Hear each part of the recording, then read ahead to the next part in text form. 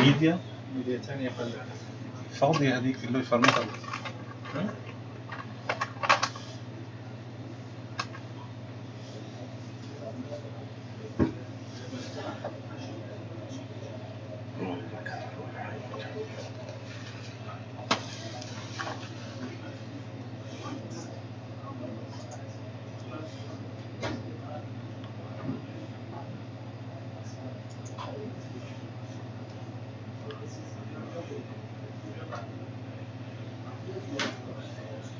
السلام عليكم ورحمة الله وبركاته.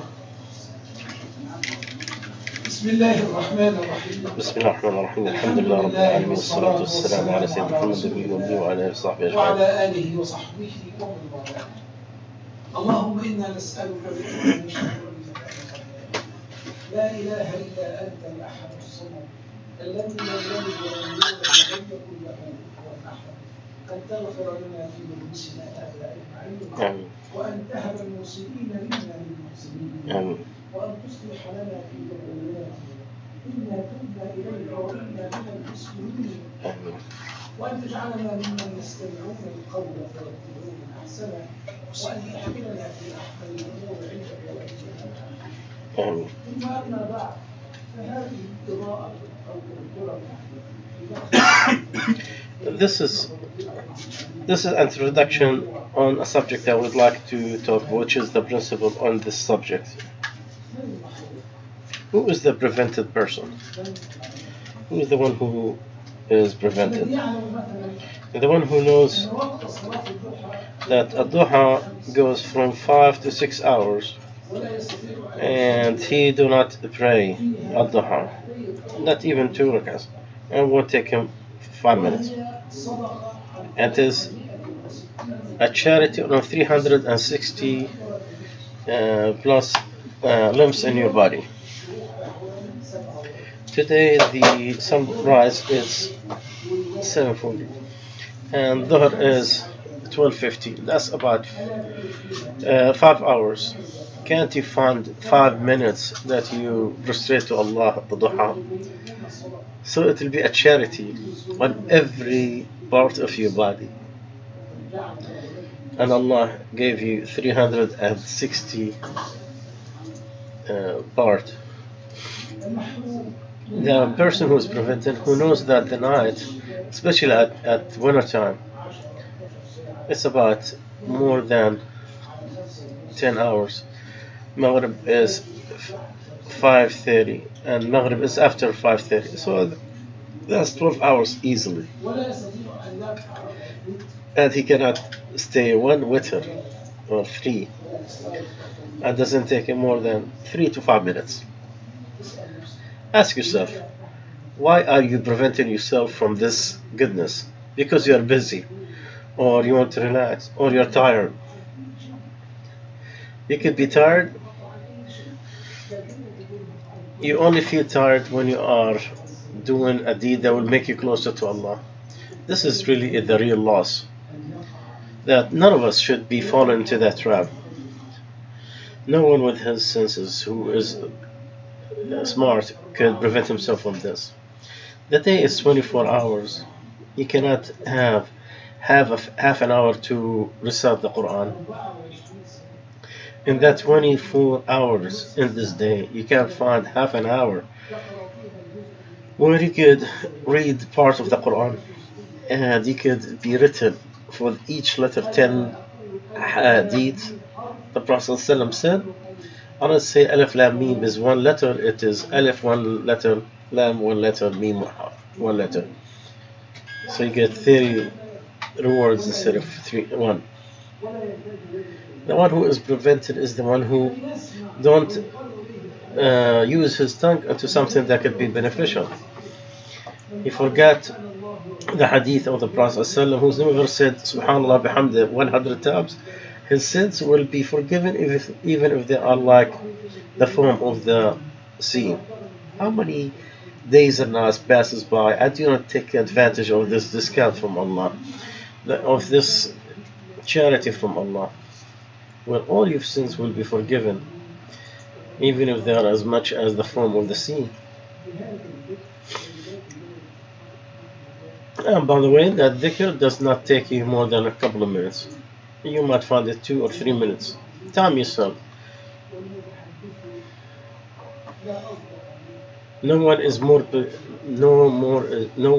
trustworthy than the person who told us this hadith. The Prophet ﷺ, the most trusted, the truthful person.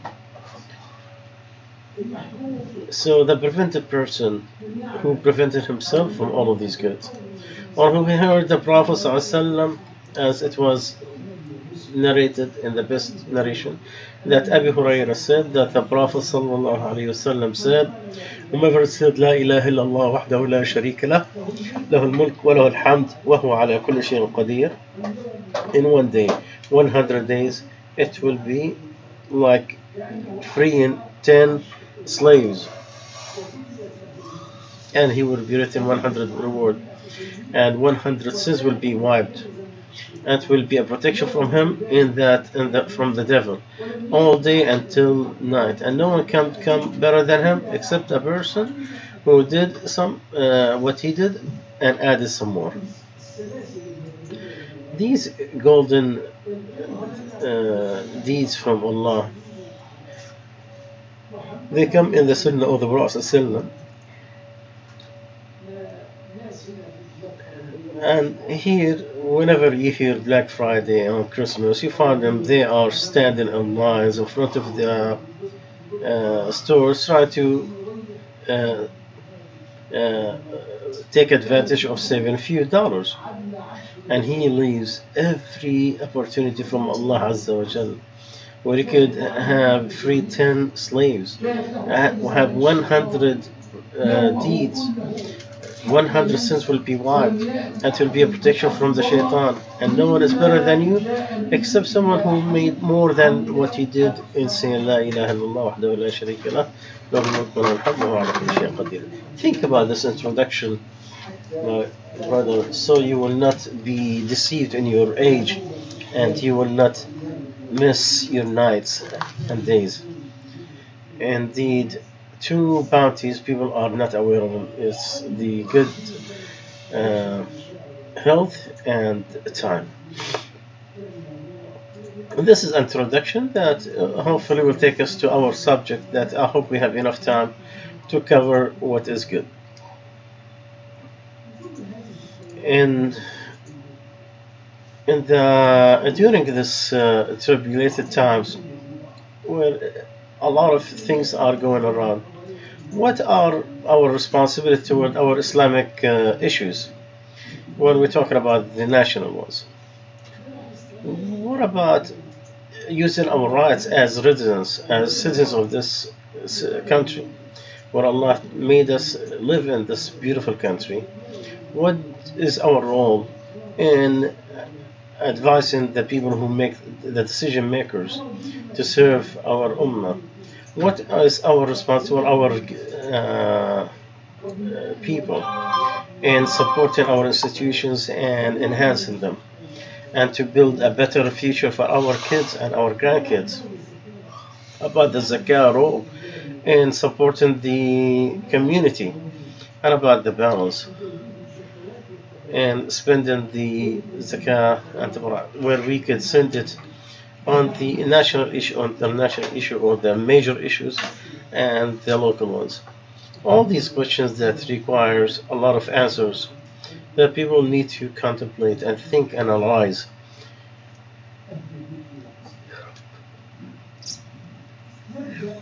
First, we'll start with this hadith.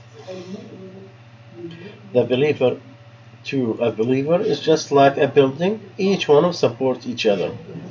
And the Prophet ﷺ, he held his fingers together. And then we say that the example of the believers in their mercy and their dealing with each other, just like one body. If one part is complaining about a disease or illness, the whole body will stay in sick like that body. So our relationship to the community, to our nation, to the whole nation of Islam, just like that one body. The Arab nationals, they wanted to resurrect the the Arabic word and all the stuff. But what they say about the relationship between the Arabs, we go beyond that, just like Allah Azza wa Jal did, where it includes the whole followers of Muhammad Sallallahu Alaihi Wasallam, and where the Arabs are part of it. In our masjid here, well, not just only Arabs, we have the Indian, the Pakistani, the Greek, the American. We have all types of, all nationalities, all tribes, and different languages. The Prophet ﷺ was not sent to the Arabs only.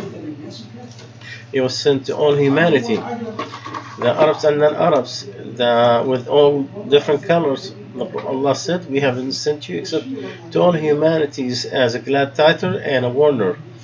But a lot of people are not aware, do not know. So we are trying to enlarge that circle instead of talking about a specific nationality, and to include the whole Muslims with all their nationalities and colors and differences. Didn't Allah say that your ally is Allah and His Messenger and those who believe? This is one of the general statements from Allah, which includes everybody who believes in Allah as a Lord, and Islam is a religion, and Muhammad Sallallahu Alaihi Wasallam as a messenger under any heaven and on top of any land, no matter what their nationality is or whatever their paper says. Our knowledge that the Arabs would know Islam, they're equal to zero, nothing. They're worthless.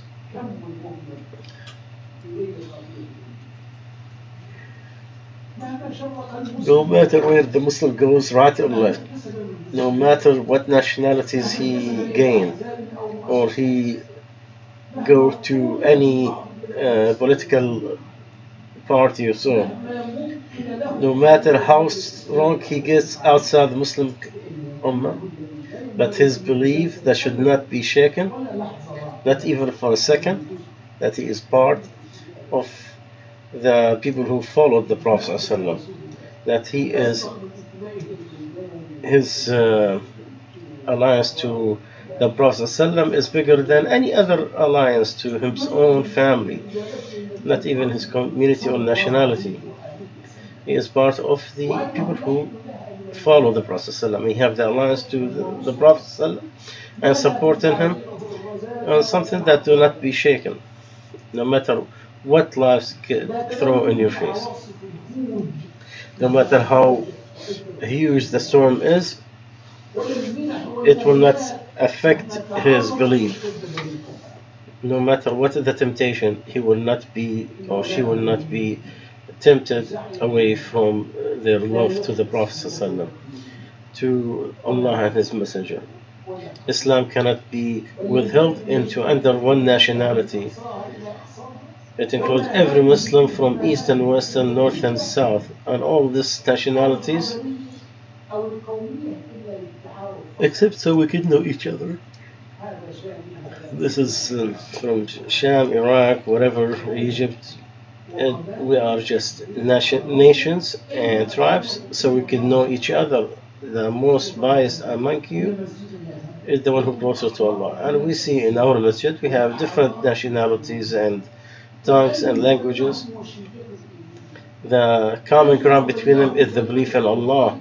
They are compiled under the monotheism and the oneness of Allah, just like at the time of the Prophet ﷺ, Suhaib al-Rumi and Bilal al-Habashi and Maria al-Qibtiyya. It was not because they loved that nation, but it was like the Prophet ﷺ described them like one body, where it all supports each other. They are humble on the Muslims, they are very tough on the disbelievers, and they are very merciful among themselves. So the Muslims is part of the Muslim people, and he's part of that nationality as resident, and part of the international arena according to the because of and no contradiction between his nationality and religion, because as long as his nationality does not prevent him from practicing his religion. The Abu Bakr used to say,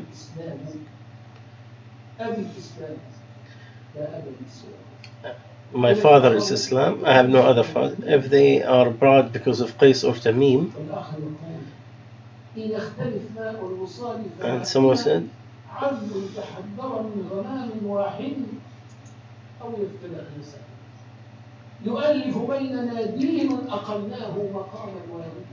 the relationship could be agreed, or they could be disagreed, or they could be separated.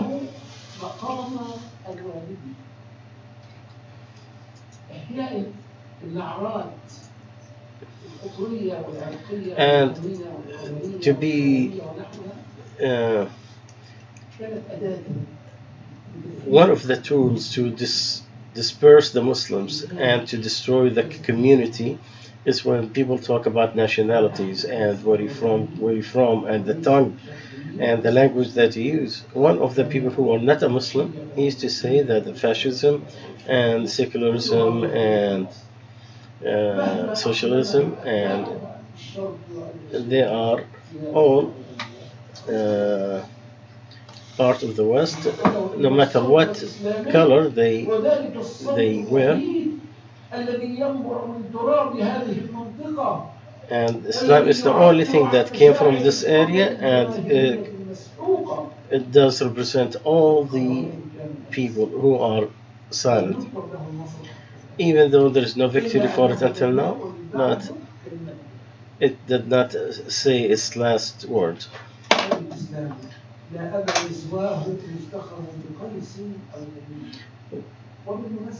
And by the way, from fairness, to say, some of those who sing the Arabic language, they have good intention.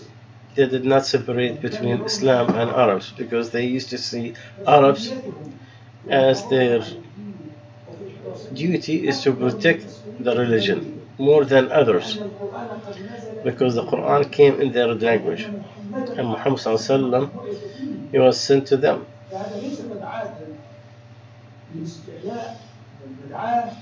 This is not for to satisfy eagerness, but it will show responsibility that is well taken.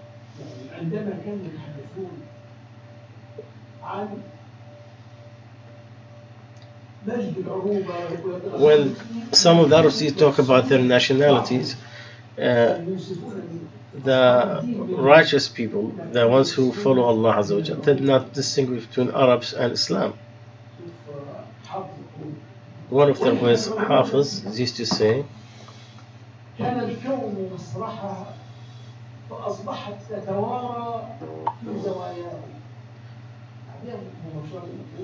أن اتجهت إلى الإسلام في بلد تجده كالطير مقصوصا جناحاه كم صرفتنا يد كنا نصرفها وبات يحكمنا شعب ملكناه. The poet is saying of the same sequence where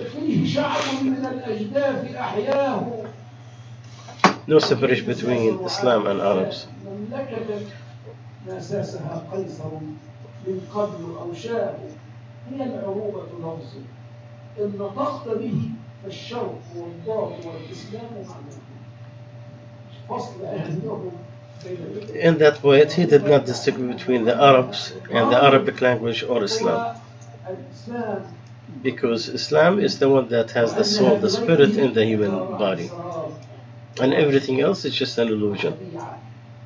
وغش وتدليس على الناس إلا نطقت به بالشر والضاد والإسلام. لكن يوم أن تفتح هذه الانتماءات. But whenever those nationalities are used so they could disperse or could destroy the community and to put hate between the people of this community, then it became a wrong call, a wrong. The Prophet ﷺ said it's rotten. This is the expression of the Prophet. He called it rotten when people are so attached to their nationality over Islam. And Allah Azza wa Jalla and His Messenger, they hate this nationality urges.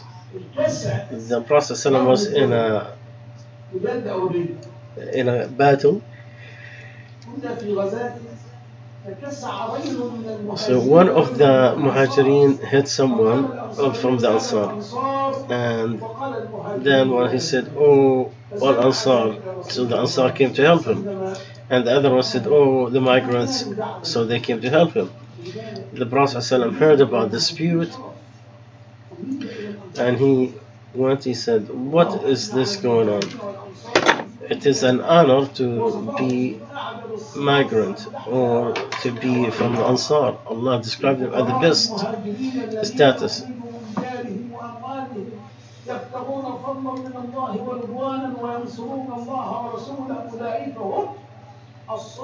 Allah talked about them that they are the truthful. And then He said, those who were before them, who seek in the heavens, they love those who migrate to them, and they have nothing in their heart from what they were given, and they prefer among themselves, even if they might have a need for it. But this is a character Allah Azza wa Jal talked about the Ansar. But when people want to be part of this or that part, and then we start hit each other or kill each other because of these differences, this is the time of ignorance. So the Prophet ﷺ said, what is this call of Jahiliyyah? They explained to him that dispute happened, and he said, leave it, and it is rotten.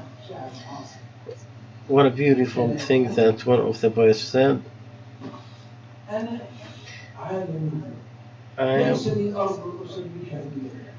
And he's a secular. He said, wherever I go, I'm global. There is no country that I call my own. That he don't want to make any piece of land as a place to stay. So he's saying that he's global and he have no land that he calls his home.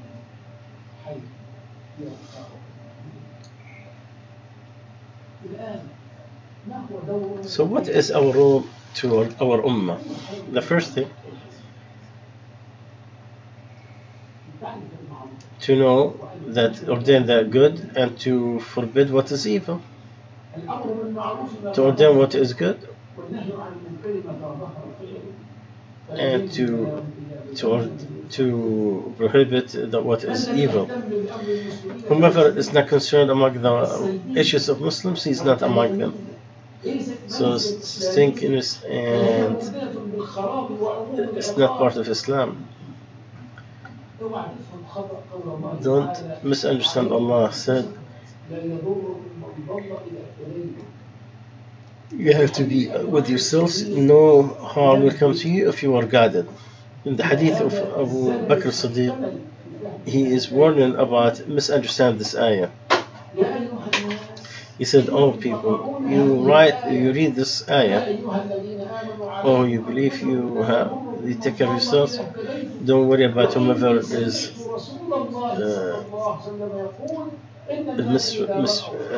misled." The Prophet said, "Those who do not stop the evildoer from doing his evil, it's almost Allah Azza wa Jalla will go to take and change that whole community." So what's the difference between the two ayahs in here? Because Allah conditioned that whomever is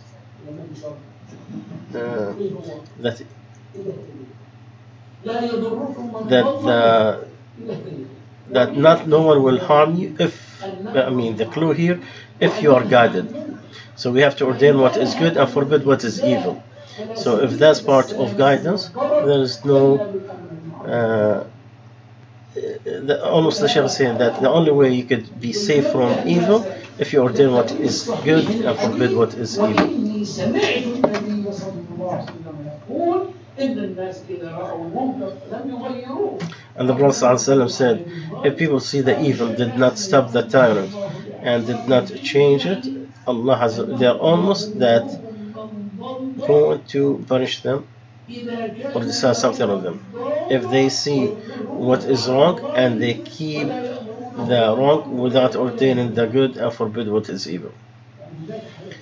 So there is two conditions. The first one, no one will harm you if you are guided. The other one, you get harmed with the ignorance of others. If you were silent on the ignorance of people and did not warn him, then if he is ignorant, if he will harm you.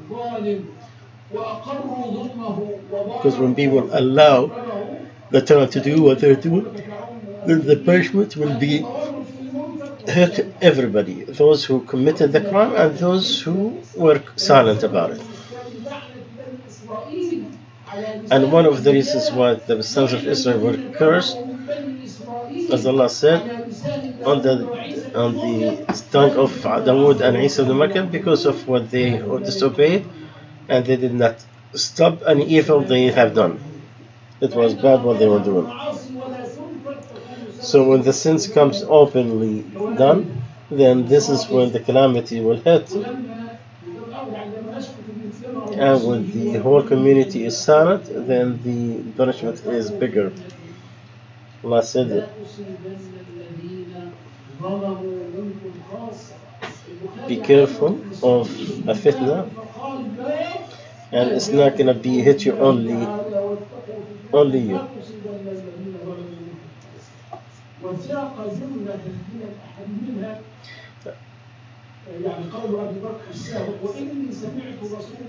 And he put the saying of Abu Bakr, no people that they do the evil and they are capable of changing but did not change, they should wait for a punishment from Allah.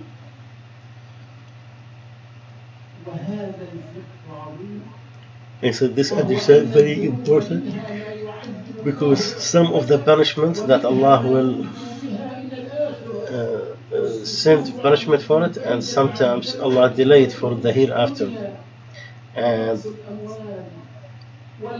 whomever supports evil, he will be humiliated and he will be. So some of the sins Allah Azza wa Jal wait on you, or he will punish you, or he will drag you. And Allah gives a chance of different types of tests, from the lack of money and so on and so forth. So where do we go from here? If you live at a time of any time, and you saw people came into two parties, one that wants to establish the religion and glorify its virtues, and the other one wants to separate life and religion. They're mocking of fun of the religion. And the Muslim knows the truth and he knows what it's supposed to be.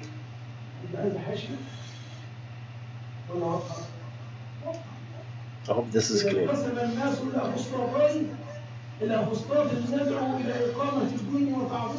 So when there is two camps, one that establish the religion and glorify it, and the other party want to separate between the life and religion.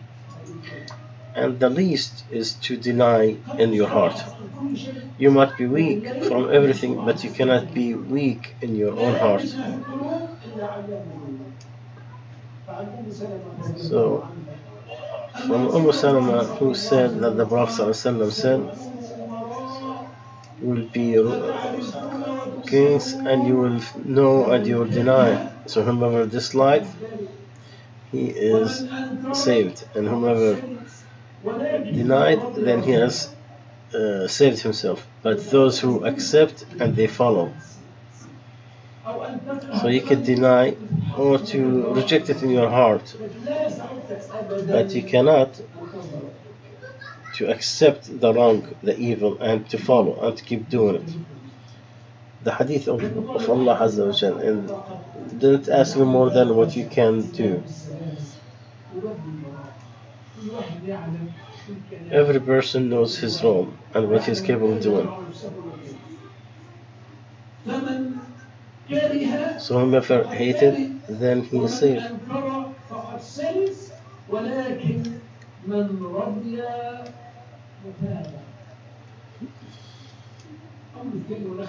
And the last thing we're going to conclude with, inshallah, we'll continue next week, is to give advice to the people to participate, to bring the best of goodness to the community, and not to just do the obligatory part only, that you have to be also concerned about the rights and to enlarge the Islamic circle,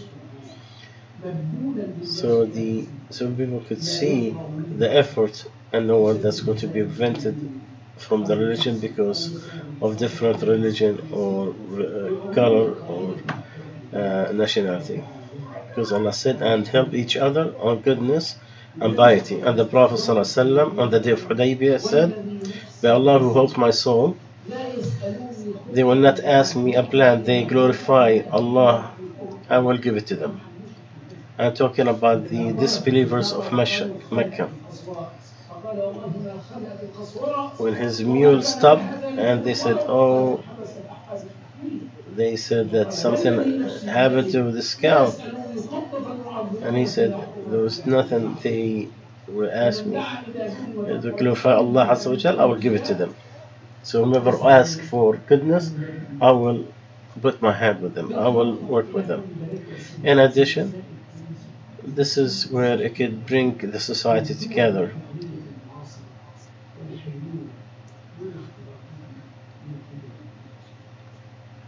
Inshallah, we'll continue next Monday.